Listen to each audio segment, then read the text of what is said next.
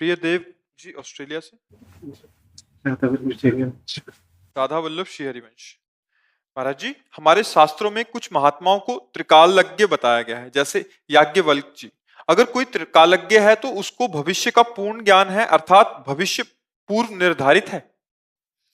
देखो, जैसे आंवला रख लेना तो चारों तरफ से देखा जा सकता है, ऐसे वो पूरे ब्रह्मांड को आंवले की हथेली पर रखे हुए आंवले की तरह देखते हैं। वो महापुरुष जो त्रिकालज्ञ हो गए हैं, उनमें और भगवान में कोई अंतर नहीं है। जैसे भगवान भूत भविष्य वर्तमान का पर्दा उनके नेत्रों के सामने नहीं रहता, ऐसे ही भगवत प्राप्त महात्माओं के सामने नहीं रहता, पर वो चलते भगवान के विधान से ही है। भगवत स्वरूप सर्व सामर्थ्यशाली त्रिकालज्ञ भगवान वशिष्ठ जी योग वासिष्ठ जैसे परम महामहिम ज्ञान को भगवान श्री राम को उपदेश कर रहे हैं। जो भगवान राम को उपदेश कर रहे हैं वो भगवान वशिष्ठ जी। जो त्रिकालज्ञ हैं वो भगवान वशिष्ठ जी। जो परम ज्ञानियों में सर्वश्रेष्ठ भगवान वशिष्ठ जी, स्वयं भू ब्रह्मा से जो प्रकट हुए भगवान वशिष्ठ जी, वो कह रहे हैं, सुनो भरत भावी प्रबल बिलख कहो मुनिनाथ, हानि लाभ जीवन मरण जस अपजस विधिहार। समझ पा रहे? वो सब जानते हैं, सब कर सकते हैं, लेकिन वो भगवान के विधान से चलते हैं।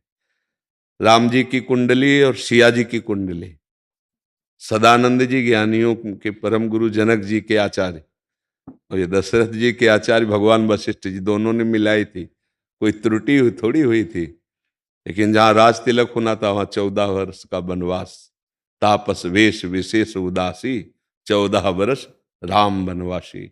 फिर सिया जी का हरण लंकाधिपति रावण ने, फिर भयानक युद्ध, इधर महाराज दशरथ जी का पधारना, पूरी अयोध्या को 14 वर्ष भारी वियोग में तड़पते हुए व्यतीत करना, क्या क्या लीलाएं।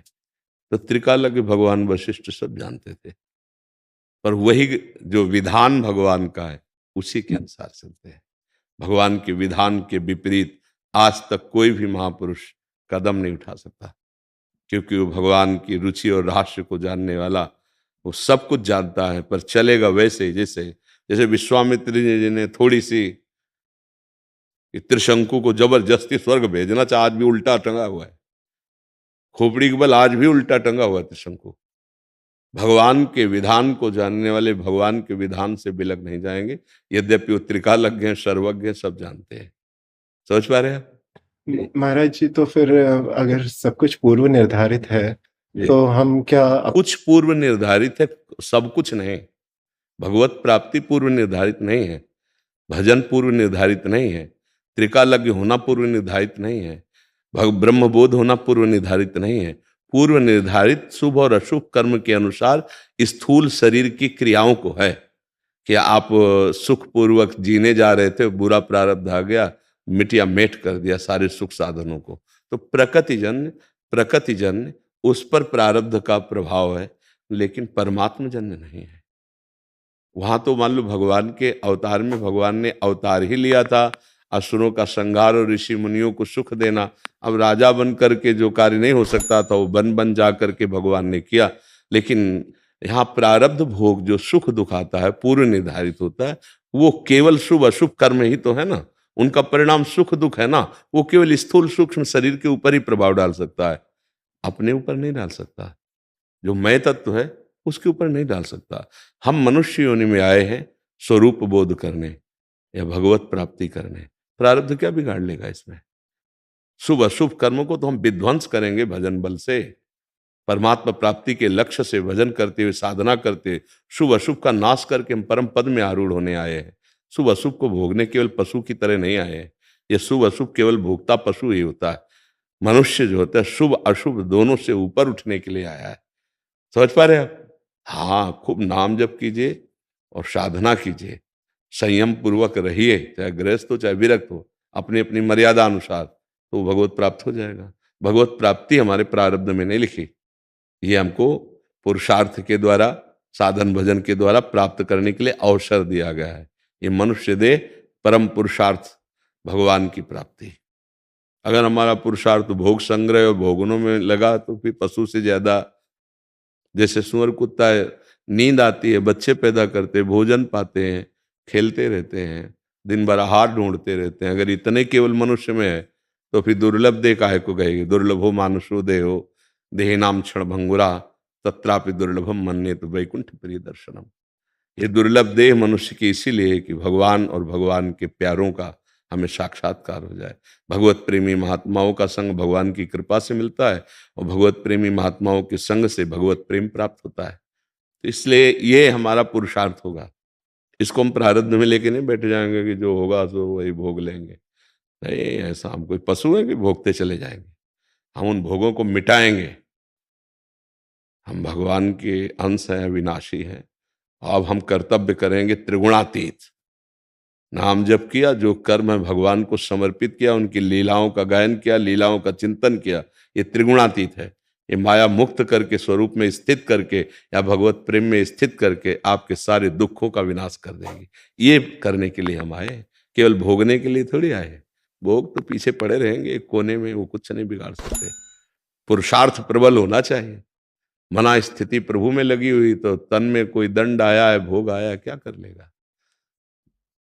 शरीर छूटना एक बार है ही है, 2 बार छूटना नहीं। तो निर्भय हो जाओ, खूब सच्चिदानंद भगवान को दुलार करो, नाम जप करो, अच्छे आचरण करो, और जब शरीर पूरा हो जाएगा तो अपने परम धाम में स्थित रहोगे। इसके लिए मानवदेह मिला, इसमें कोई संशय है आपको?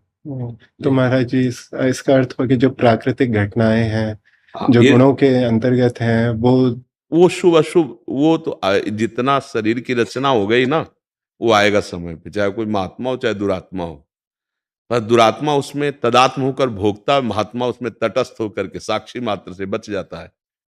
मतलब शरीर में प्रारब्ध भोग आएगा अपना, जो प्रारब्ध भोग है, लेकिन महात्मा उसमें साक्षी भाव से रह करके, दुख तो है शरीर को, और साक्षी भाव से रहकर अपने, और जो भगवत भजन नहीं करते उसमें तदात्म हो गए, हाय अब ये हो गया, अब वो पूरा चिंतन बिगड़ जाता है, धनिक भी सुख नहीं रह जाता है। वो भोगता है, वो दृष्टा है, दृष्टा बन जाओ, भोक्ता भाव से हटो, फिर धीरे धीरे दृष्टा दृश्य दर्शन तीनों का लय हो गया, वही बचा जो था, जो है, जो रहेगा, परमात्मा स्वरूप की प्राप्ति कर लो। बस इसलिए मानव देह है। ये दुख सुख तो आने जाने वाले, टिकाऊ चीज नहीं है ये। न सदैव दिन रहता, न सदैव रात रहती, तो न सदैव सुख रहेगा, न सदैव दुख रहेगा। और ये सुख दुख चकाचौंध माया की, इनका कोई अस्तित्व तो नहीं।